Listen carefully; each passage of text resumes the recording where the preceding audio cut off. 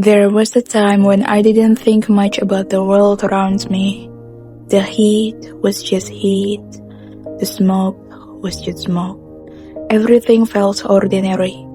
We laughed, we talked, and we carried on with our lives, believing tomorrow would always look the same as today.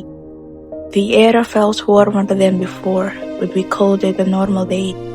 The sky sometimes looked hazy, but we never asked why. Somewhere in the distance, forests were burning. Somewhere else, cities were floating. But those things felt far away. They belonged to someone else's world, not ours. So we kept laughing, we kept making plans for tomorrow, and I never stopped to ask what the air carried or what the sky was trying to tell us, because sometimes the most frightening changes are the ones we learn to ignore. One day, I started paying attention. At first, it was just another headline, another wildfire, another flood, another record-breaking temperature. But the more I looked, the harder it became to look away. Forests were burning, cities were flooding, heat waves were becoming more extreme. Scientists warned that the planet was getting warmer.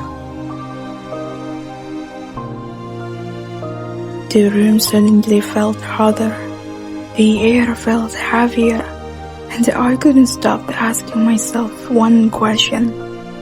What if this is only the beginning? Banyak betul lah tugas kita ini. Apa kita bakar aja kertas? Bakar. Lu nggak tahu sekarang banyak berita kebakaran hutan di mana-mana. Sementara lu di sini bercanda kebakaran. Tak sensitif lu jadi orang memang. Kak, cuma bercanda. Lu ada apa, Kak? Banget juga. I used to think that not knowing made life easier, because when you don't know, you don't have to worry. But once I learned what was happening to our planet, I couldn't pretend that everything was okay anymore. Now, every trace of smoke I see, every wave of heat I feel, reminds me of something I wish I had never ignored. Our environment is changing. Our environment is continuously changing. That is undeniable, and we all know that. However, as our environment changes, so does the need to become more informed of the problems that surround it. With a tremendous surge of natural disasters, warming and cooling phases, various forms of weather patterns, and much more, people must be aware of the types of environmental concerns the world is facing. Support from their family and a greater sense of meaningful connection with their community. He survived a wildfire in Northern California in 2017 called the Tubbs Fire, but when he returned home, his neighborhood was destroyed. Brad started to volunteer for a local support network called After the Fire to try to rebuild his community. I spent so much time asking myself what would happen if no one did anything. Then I realized I had never asked the opposite question. What if someone did? What if fear wasn't the end of the story? What if it could become the reason to act? I can stop climate change on my own, but I can start somewhere. And maybe that's enough to begin.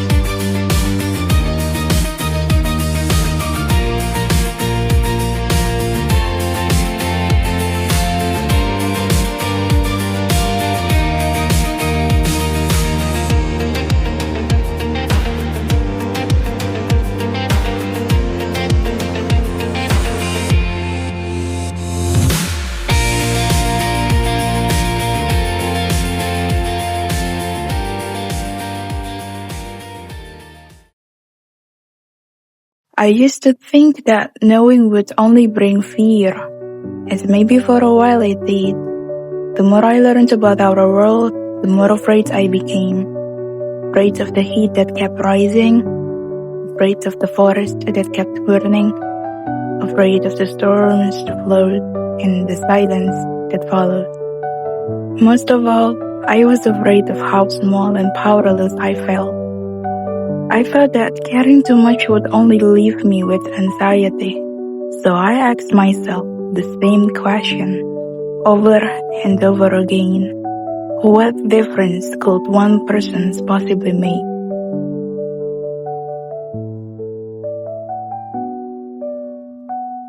But somewhere between the fear and the frustration, I realized something. The world had not stopped changing, but neither had I.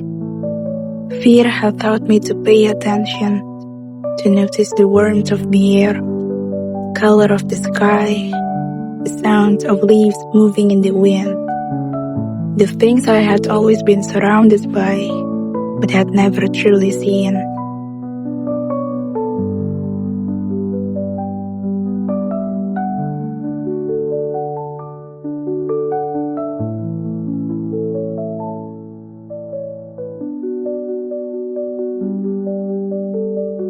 The future is still uncertain.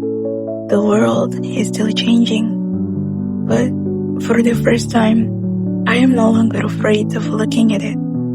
Because I finally understand that loving this world means choosing not to look away from its pain, and choosing to believe that even the smallest act of hope can become the beginning of change. And maybe that's enough.